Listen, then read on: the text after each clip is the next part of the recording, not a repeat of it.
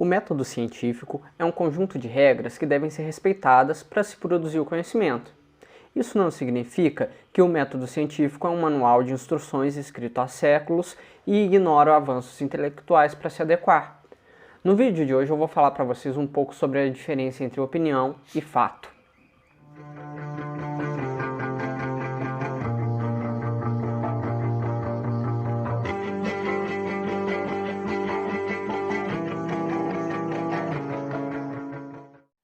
Oi galera, tudo bem com vocês? Eu espero que sim, né? O vídeo de hoje é para a gente parar e refletir um pouco sobre como a informação está sendo veiculada nas mídias sociais e até nas nossas relações interpessoais mesmo. Ao longo dos anos, diversas escolas de pensamento filosóficos discorreram sobre o que é, como se aplica, onde se aplica, a favor de quem se aplica o método científico.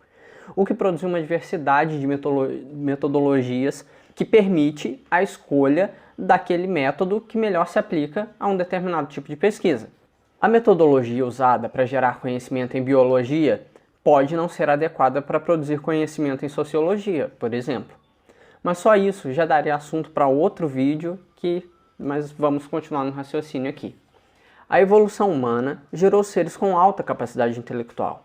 Isso significa que qualquer pessoa é inteligente e é capaz de se desenvolver intelectualmente, desde que receba os estímulos. O Regulus está aqui querendo aparecer no vídeo hoje também, gente. Dá um tchauzinho, ei! Qualquer pessoa é inteligente e é capaz de se desenvolver intelectualmente, desde que receba os estímulos apropriados. Entretanto, o desenvolvimento intelectual das civilizações ocorreu de forma gradual, seguindo o ritmo de desenvolvimento social daquela nação naquele tempo. No começo do desenvolvimento das civilizações, muitos fenômenos eram observados, porém nem sempre as pessoas conseguiam compreender esses fenômenos. Mesmo assim, somos naturalmente predispostos a explicar o mundo à nossa volta. Antes da consolidação da filosofia, perguntas como essas eram explicadas pelo senso comum.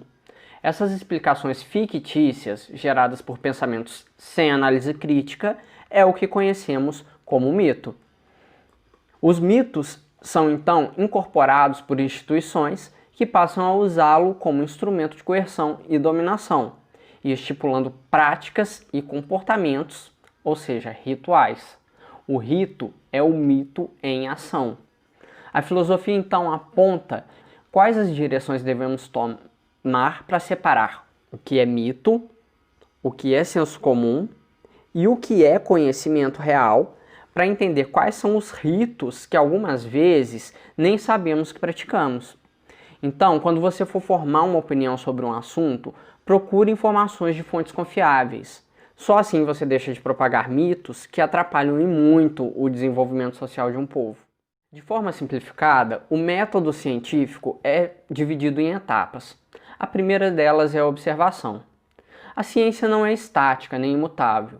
É algo dinâmico que se renova à medida que novos conhecimentos são criados e antigas verdades deixam de ser consideradas reais e são substituídas por conhecimento novo. Na Idade Média, acreditava-se que as pragas eram fruto de bruxaria. Hoje sabemos que são causadas por micro-organismos. Só foi possível perceber isso após a invenção do microscópio, que permitiu a observação dos micro-organismos, o que nos leva ao segundo passo do método, que é a formulação de uma pergunta. Será que esses seres que eu estou vendo causam uma doença? Daí partimos para a próxima etapa, que é a formulação de hipóteses. Nesse exemplo que eu citei, temos como possibilidades: os micro-organismos causam doenças ou os micro-organismos não causam doenças. A única forma de afirmar que causam ou não doença é por meio da experimentação. Uma forma de desenhar um experimento que responderia à nossa pergunta de forma simplista e hipotética seria criar dois grupos experimentais. O primeiro seria chamado de grupo controle e o segundo grupo será chamado de grupo tratado. Os animais do grupo controle serão inoculados apenas com solução salina. O grupo tratado será inoculado com uma solução contendo os micro-organismos. Após alguns dias, o grupo tratado desenvolveu a doença e o grupo controle não. Como conclusão, demonstramos simplificadamente que os micro-organismos nesse exemplo hipotético causam uma doença. Chegamos em outra questão importante. Uma teoria é um conhecimento que foi gerado seguindo os passos que mostrei para vocês. Então, o resultado de uma pesquisa científica é um conhecimento teórico. E aí, sempre tem aquela pessoa religiosa, geralmente, que vira para você e fala assim: ah, mas a evolução é só teoria. E aí eu digo para vocês, essa pessoa está completamente errada. Da seguinte forma: o que ela quer dizer com essa frase é que a evolução é uma hipótese não comprovada, mas isso não é verdade. Há inúmeros trabalhos científicos demonstrando empiricamente, ou seja, de forma prática, a veracidade da teoria evolutiva. Esse também é um motivo para que o uso de antibióticos seja controlado, evitando-se assim que as bactérias comuns que causam doenças rotineiras não criem resistência. E além disso, essa pessoa desconhece o significado da palavra teoria e está usando ela de forma errada na frase para gerar um argumento. Eu vi essa publicação aqui no Facebook que diz que a igreja e a ciência nunca divergiram. Não, né? E não é verdade, e eu posso mostrar para vocês. Quanto mais pessoas, sejam elas religiosas ou não, fazerem ciência, mais progresso vamos alcançar.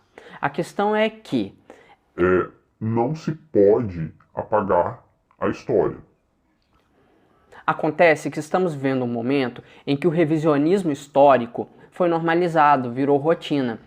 E aí, quando eu vejo esse tipo de publicação, o que eu vejo são pessoas que estão pegando as exceções e usando como exemplo de diplomacia entre igreja e ciência. Isso é um argumento tão desonesto que chega a ser cômico. A Idade Média é conhecida como Idade das Trevas justamente por se tratar de um período em que a humanidade não teve progresso científico e humanístico por causa do terrorismo propagado pela Igreja Católica Romana contra cientistas e pensadores que eram julgados como hereges, julgados, torturados e mortos com requintes de crueldade por um único motivo: a ciência desfaz mitos. A religião se sustenta unicamente em cima de mitos. A partir do momento em que mitos são desfeitos, os religiosos perdem o argumento para continuar manipulando e oprimindo as pessoas que são a sua fonte de renda. Pessoas esclarecidas não são enganadas com a ameaça de queimar no inferno se forem desobedientes. E sem dízimo, a igreja perde completamente o seu poder. Sem falar no monte de entraves que a religião coloca em assuntos de interesse coletivo, como pesquisa com células-tronco, aborto, machismo, misoginia, LGBTQ-fobia. São questões que a igreja faz questão de se intrometer. Eles não se importam que a existência de outras pessoas seja apagada para que eles mantenham se afirmando como a crença perfeita e unicamente correta. São capazes de ignorar completamente as leis da física para acreditar que uma virgem deu à luz e que uma pessoa ressuscitou depois de 3 dias. E ainda há quem se surpreenda que em pleno 2020 seja preciso reafirmar que a Terra não é plana e que vacinas funcionam.